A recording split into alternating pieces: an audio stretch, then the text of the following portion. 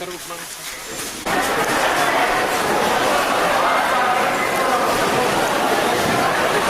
ना ముందు కొంచెం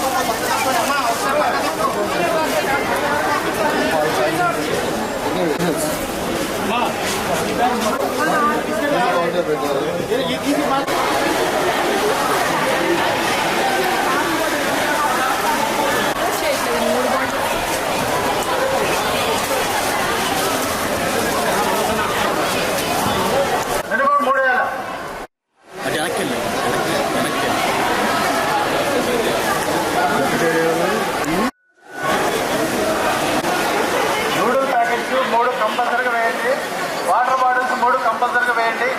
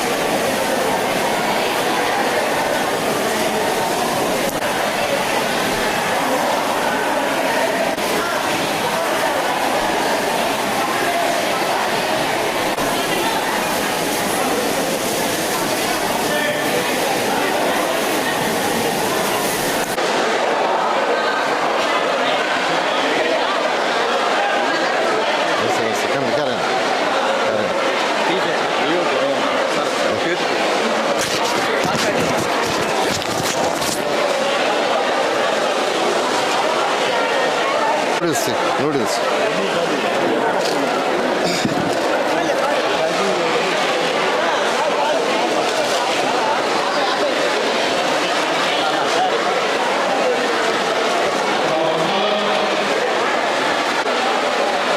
ఇంకో